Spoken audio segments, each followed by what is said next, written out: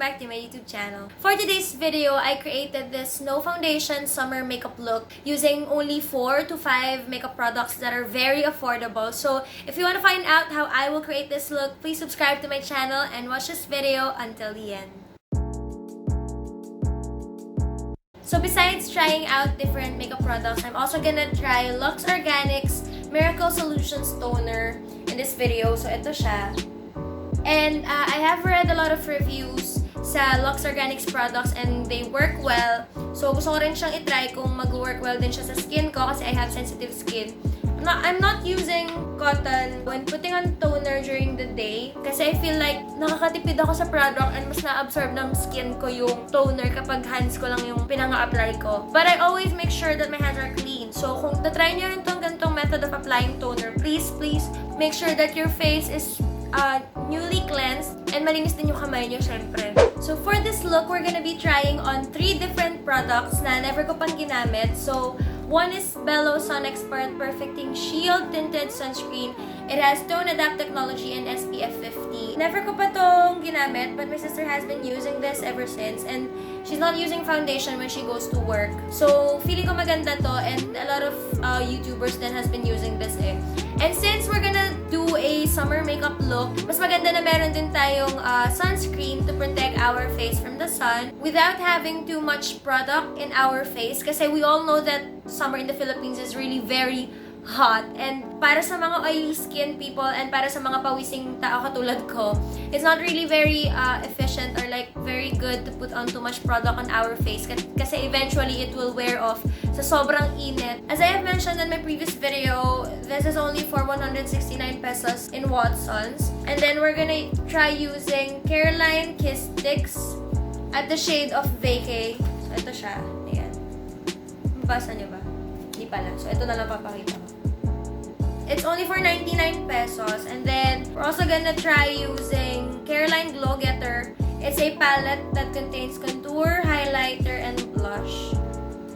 Ayan. So, these are the 3 products that we're gonna test in this video if they're good for summer. Kasi, I actually like to look for makeup products that are really cheap but at the same time can be useful sa ating lahat. Since it's summer and it's really very hard to find makeup products that are cheap and that will work well during the summer in the Philippines. Kasi nga, ang init. As in, tutunawin niyo talaga yung makeup mo, especially when you have outdoor activities. So, ayan, let's try if they're gonna work well. And then, I'm also gonna incorporate 2 other products that has been like my go-to makeup products for mascara and for setting my face using powder. This one is the powder. So, it's a loose powder from Nichido at the variant of Ivory Glow. Yan, it's a final powder. Ito siya. Yan, and then this one is the Maybelline New York Hyper Curl Waterproof Mascara.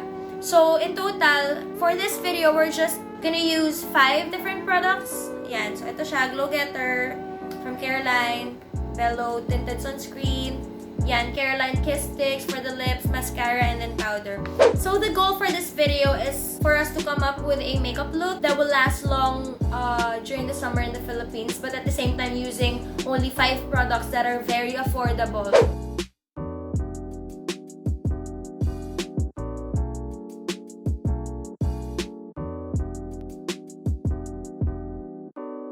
Parang hindi siya thick sa feeling. Kasi yung ibang sunscreen, di ba, parang ang kapal-kapal sa feeling, ang lakit-lakit sa feeling. So, pag pinawisan, wala na, oily na yung face. Hindi okay yun sa mga oily skin types. Hindi oily yung finish niya. Hindi siya shiny. So, it's good to use ng walang foundation or anything. Kahit nga hindi nyo iset yung face nyo if you're already satisfied with this. Kung hindi naman kayo oily skin type, parang okay lang kahit hindi nyo iset yung face nyo. Look, oh. Yan. I have skin blemishes pala. Meron pa akong ibang pimple marks dyan. So, sorry. Pero, if you have flawless skin, I think this will work well kahit wala kayong gamiting concealer, wala kayong gamiting setting powder. Kasi, look, oh, it has a natural finish na parang wala kayong nilagay. Which will also protect your face from the sun. So, and I think this is good. Nung nilagay ko siya sa kamay ko, it looks different, oh. The shade is different, pero the tone really adapts to the skin color. So, tingnan nyo. See?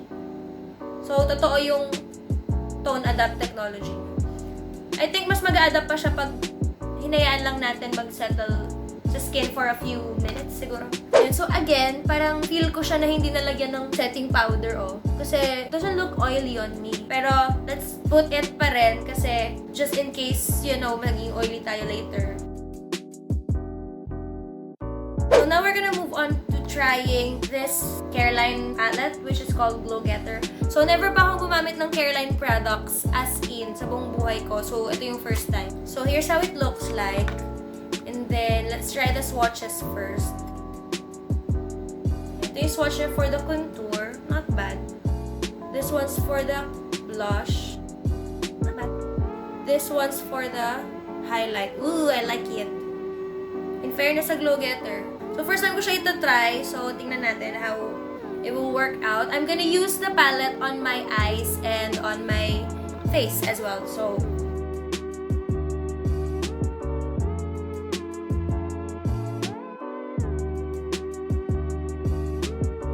in fairness, pigmented siya.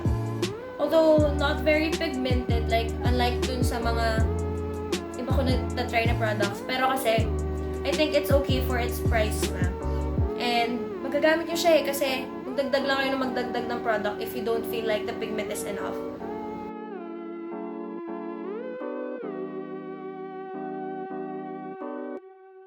Then I'm gonna use my fingers to contour my eyes a bit.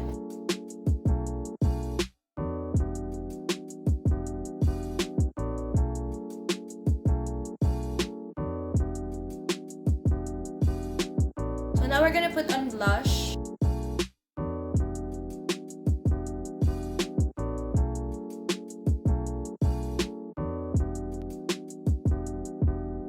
So now we're gonna put on some highlight.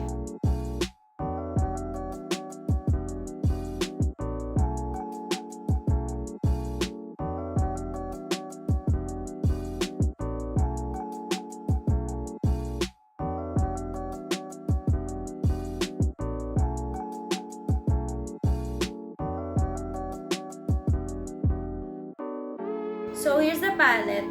And then here's what I used for contour, here's what I used for blush, and then here's what I used for highlighting. I also used these two for my eyes, so minix ko lang sila to be placed here on sa shadow part dun sa outer crease. And then I used the highlight here on my inner lid and in the inner corner of my eyes. So, ayan. So, ito yung naging itsura nung sa eyes.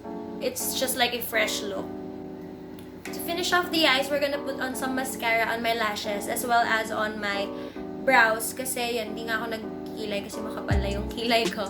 So we're just gonna set my brows using the mascara I'm gonna be using to curl my lashes.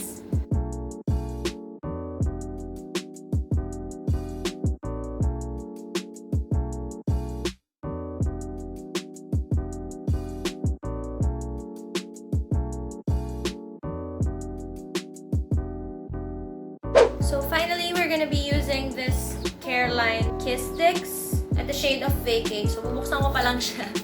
So here's how it looks like. Okay. So naiikot siya. Let's see kung gaano kahaba yung product. At yan, ito na yung sagad niya. Ito yung max niya. So let's try.